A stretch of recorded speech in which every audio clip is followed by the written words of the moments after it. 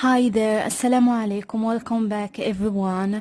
So today we're going to learn the dual possessive pronouns. And in the first part, which is the last lesson, we've learned the singular possessive pronouns, how to say my, his, her, your for masculine singular and your for feminine singular. But in this lesson we're going to learn dual, okay, possessive pronouns for dual, which is for two people. As I've said, there's in Standard Arabic we have singular and dual and plural. Dual is for two people, while plural is start from three people or more, or three things and more. So let's get started. Right. So in this lesson we're going to learn your, okay, your for two people, okay, and they for two people. You for two people and they for two people. So let's start with the subject. We have here the subject. Let's start with the subject you for two people. The subject you for two people, it's أنتما. أنتما. أنتما. Okay? أنتما. أنتما. Okay? أنتما. And the possessive pronoun for this subject, which is how to say your for two people, your for two people, we add the suffix kuma at the end of the noun, okay? We put the noun here, then we add the dhamma, add the letter before the suffix kuma. So the suffix kuma, it means your for two people, your for two people, right?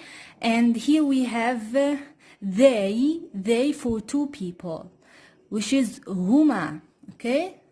Huma, again, huma, okay? And the possessive pronouns for this subject, which is their, okay? Here we have the subjects, which is they, and here we have the possessive pronouns there for two people. Always remember, for two people. Huma at the end of the noun. So notice that we have here the same the same alphabet at the same thing. The subject is huma, and the possessive pronouns, it's also huma, like a suffix, okay?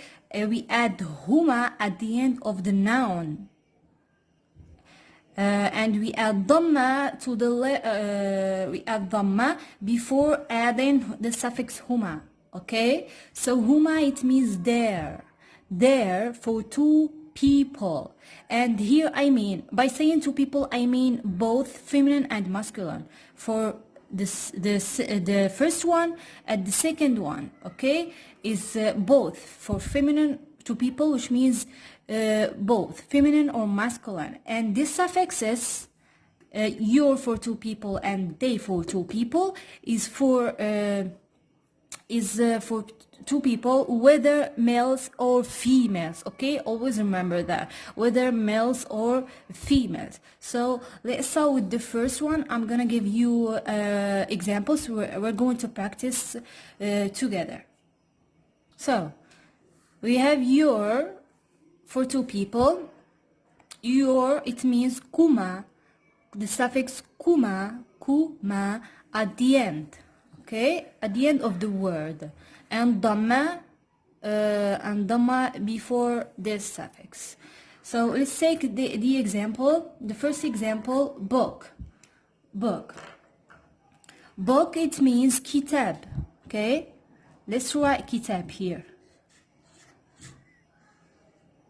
It means kitab or kitabun, okay? Kitab.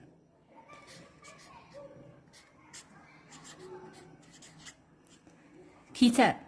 So we're going to drop this haraka, okay? We're going to drop sukun. Then we're going to write كتاب first, like this, كتاب, then just a second, then we're going to add ضمة,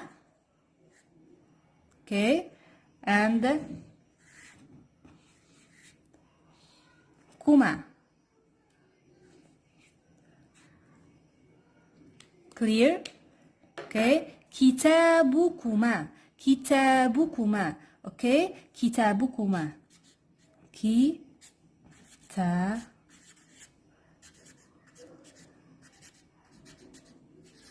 كتابكما. Sorry. So, كما, it means your. Okay. Your. For two people. And kitab, it means book. Okay? So kitabukuma, it means your book. Your book. So always remember, your is the suffix kuma at the end. And we add dhamma at the letter before the suffix kuma, like this. Kuma. Okay. Let's take another example. House. House in Arabic, bayt. Like this. Bayt. Bayt. So first we're going to drop sukun. Then let's try bayt first. Like this. Ba, e, and dhamma at the letter before adding the suffix fu, ma. Okay? So it becomes baytukuma. Baytukuma, your house. Baytukuma.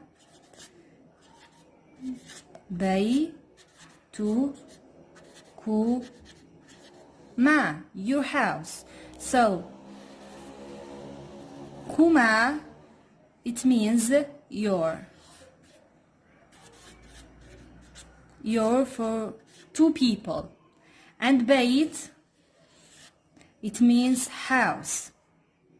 Okay? It's easy, right? So, your, always remember, your is the suffix kuma at the end of the noun. Okay, kitabukuma, your book, baytukuma, your house. So the next one is there for two people. We're going to practice with the example. How to say there in Arabic, or how to write it. We're going to take the same examples, which is the same nouns, book and house. So let's start with the book. Book, kitab.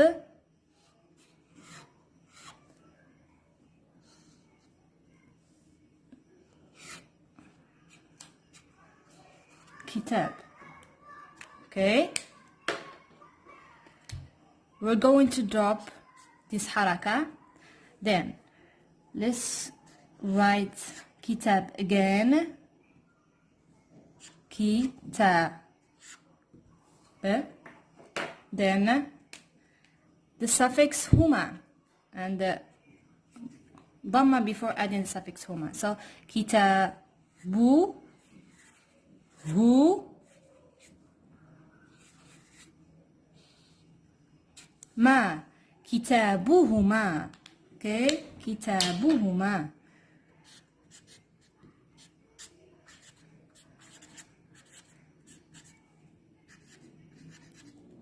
Kitabuhuma. Huma, it means there. Okay, it means there.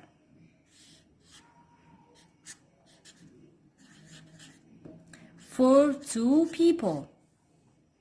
Okay, for two people. And kitab, it means book. Right? So, house, bayt, بيت. First, this حركة we don't need it.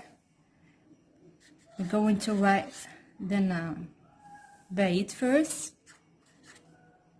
بيت, then ضمة بيت, هو,